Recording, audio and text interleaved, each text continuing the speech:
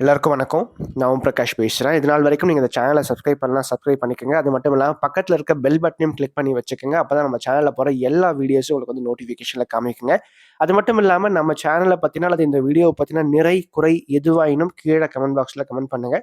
என்னையும் திருத்திக்கிறேன். மேற்கொண்டு உங்களுக்கு புடிச்ச மாரி நெறைய வீடியோஸும் நம்ம சேனல்ல வந்து வரப்போகுது அப்டின்னே சொல்லலாம். சரிங்களா? ஸோ வீடியோக்குள்ள போறதுக்கு முன்னாடி ஒரு லைக்க போடுங்க. அதே மாரி இந்த வீடியோ புடிச்சிருந்தா உங்க ஃப்ரெண்ட்ஸுக்கும், ஃபேமிலிக்கும் ஷேர் பண்ணுங்க. வாங்க இப்போ வீடியோக்குள்ள போலாம்.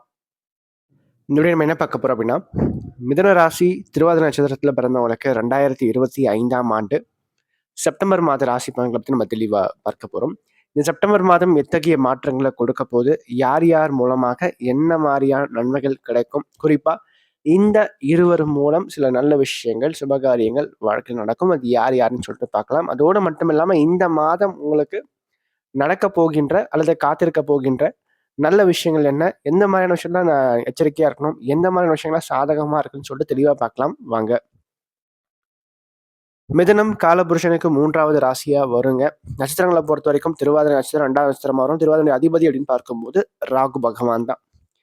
மிதுனத்துடைய அதிபதி புதன். சரிங்களா? ஸோ இந்த மாதத்துல நீங்க பொறுத்தவரைக்கும் என்னன்னா, ராசிக்கு 4ஆம் இடத்துல உச்சம் பெற்ற அமைப்புல புதன் அமரப் போகிறார்.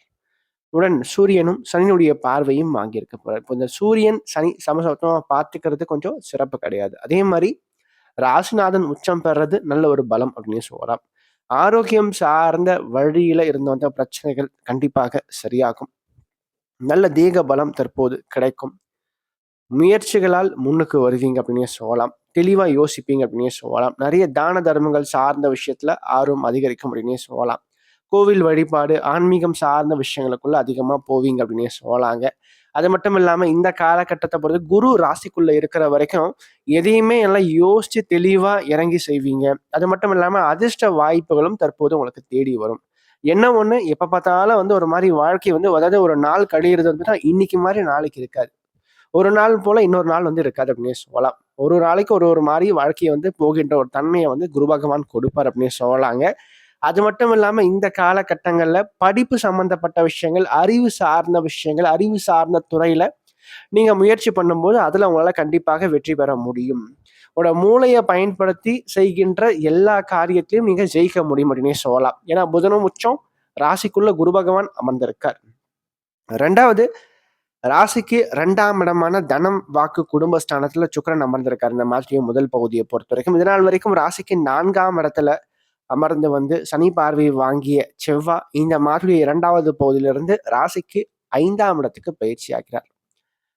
லாபாதிபதி 5ஆம் இடத்துல அமர்ந்து லாபஸ்தானத்தை பார்க்கறது கடனை வெல்லக்கூடிய தன்மையை கொடுக்கும், நோயை வெல்லக்கூடிய தன்மையை கொடுக்கும், எதிரிகளை ஜெயிக்கக்கூடிய தன்மையை கொடுக்கும். அதே போல வருமானத்தையும் மிகைப்படுத்தும். 5ஆம் அதிபதி 2ல, லாபாதிபதி 5ல உட்கார்ந்திருக்கார். சரிங்களா? அப்ப இந்த காலகட்டம் திருவாதிரையில பிறந்தவங்களுக்கு நல்ல பண வரவ கொடுக்கும், பொருளாதார முன்னேற்றங்கள கொடுக்கும். ஒரு பக்கம் வேலை ரீதியா அலைச்சல் கண்டிப்பா உண்டுங்க. மிதுனத்த பொறுத்தவரைக்கும், திருவாதிரைய பொறுத்தவரைக்கும் என்னன்னா, வேலை செய்ற இடத்துல கொஞ்சம் பிரச்சனைகள், கருத்து வேறுபாடுகள், சண்டைகள் சார்ந்த விஷயங்கள், அது ஒரு பிடிக்காத ஒரு சூழ்நிலையில பணிபுரிகின்ற ஒரு தன்மைகள், அல்லது அதிகமான வேலை, குறைவான சம்பளம் போன்ற நிலைகள் கண்டிப்பாக இருக்கும். சரிங்களா? பட் அதெல்லாம் நீங்க இந்த மாற்று 2வது பகுதியில கடந்து வந்து ஜெயிப்பீங்க அப்படின்னே சொல்லலாம். சரிங்களா? அது மட்டும் இல்லாம இந்த டைம்ல மாணவர்கள பொறுத்தவரைக்கும் படிப்பு சார்ந்த விஷயங்கள்ல மட்டும் கொஞ்சம் கவனத்த நீங்க செலுத்துங்க.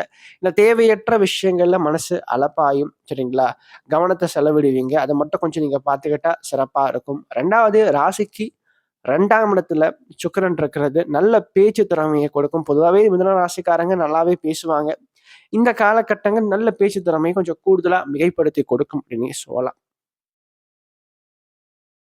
அதற்கடுத்து ராசிக்கு பாக்கியத்துல ராகு இருக்காருங்க. திருவாதிரையினுடைய அதிபதியே ராகு தான். அந்த ராகு பாக்கியத்துல அமர்ந்து குருவினுடைய பார்வையை வாங்கி இருக்கிறது ரொம்ப ரொம்ப நல்ல ஒரு அமைப்பு அப்படின்னே சொல்லலாம்.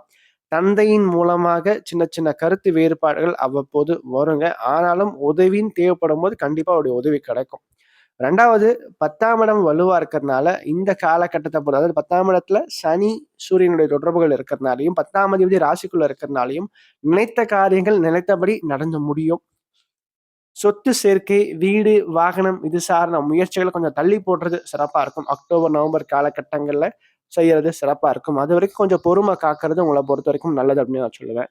2வது வெளிநாடு சம்பந்தப்பட்ட முயற்சிகள், வெளியூர் சார்ந்த பிரயாணங்கள் சார்ந்த விஷயங்கள் தற்போது வெற்றியை கொடுக்கும்.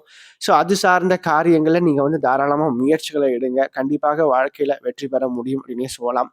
திருமணம் சார்ந்த விஷயங்கள், குழந்தை பாக்கியம் சார்ந்த விஷயங்கள் தற்போது கிடைக்குங்க. குறிப்பா திருமணமான பெண்களுக்கு புத்திர பிராப்தி சார்ந்த விஷயங்கள் கிடைக்காம இருக்கு அப்படின்றவனுக்கு தற்போது கிடைக்கும்.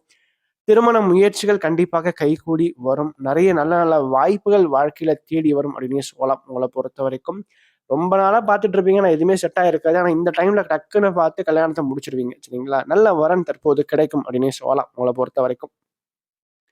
குறிப்பா பேச்சுவார்த்தைகள் தாராளமா செய்யலாம். இது எல்லாத்தையும் திருமணத்துக்கான முயற்சிகள் எல்லாத்தையும் எடுத்து ஓரளவுக்கு பேசி முடிச்சு வச்சிடலாம். சரிங்களா? ஸோ அந்த மாரி தாராளமா நீங்க அந்த மாரியான விஷயங்கள் செய்யலாம். அதே மாரி கோவில் வழிபாடு, ஆலய வழிபாடு, ஆன்மீக தொண்டுகள் தாராளமா நீங்க மேற்கொள்ளலாம் அப்படின்னு சொல்லலாம். ஸோ இந்த மாதம் பார்த்தீங்கன்னா, முதல்ல உங்களுடைய வாழ்க்கை துணையார் மூலமாக நல்ல விஷயங்கள், மனைவி அல்லது கணவன் மூலமாக உதவிகள், அவங்களால சில விஷயங்கள், சில காரியங்கள் கைகூடும். 2வது உடன் பிறந்த சகோதர, சகோதரிகள் யாராச்சும் இருந்தாலும், அண்ணனா இருந்தாலும் சரி, தம்பியா இருந்தாலும் சரி, அவங்க வழியில நெறைய நல்ல வாய்ப்புகள், சாதகமான விஷயங்கள், அவங்க மூலமாக சில உதவிகள் தற்போது உங்களோட வாழ்க்கையில கிடைக்கும். ஸோ இந்த மாதம் அதாவது குரு நல்லா இருக்காரு. 7ஆம் அதிபதி நல்லா இருக்கார். அதே மாரி சகோதரக்காரகன் அப்படின்னு சொல்லப்படக்கூடிய செவ்வாயும் நல்லா இருக்கார். இந்த மாதத்த பொறுத்தவரைக்கும். ஸோ இந்த 2 கிரகம் நல்ல ஒரு ஆதாயங்கள் வாழ்க்கையில உங்களுக்கு வந்து கிடைக்கும் அப்படின்னே சொல்லலாம். மேலும் இந்த வீடியோ உங்களுக்கு பிடிச்சிருந்தா லைக் பண்ணுங்க. பிடிக்கலன்னா நீங்க தாராளமா நீங்க டிஸ்லைக்கும் பண்ணலாம். சரிங்களா? அதே மாரி இந்த வீடியோ பத்தின ஏதாவது கேள்விகள் எதுவா இருந்தாலும் நீங்க கமெண்ட் பாக்ஸ்ல கமெண்ட் பண்ணலாம். அது நல்ல விஷயமா இருந்தாலும் சரி, கெட்ட விஷயமா இருந்தாலும் சரி, உங்களோட தோன்ற விஷயங்கள் நீங்க கமெண்ட் பாக்ஸ்ல கமெண்ட் பண்ணுங்க. அது சரியா இருந்தா இன்னும் எனக்கு பூஸ்டப்பா இருக்கும். அது தவறான ஒரு இதுவா இருந்தா நான் அத திருத்திக்கிறேன். சரிங்களா? நன்றி. வணக்கம்.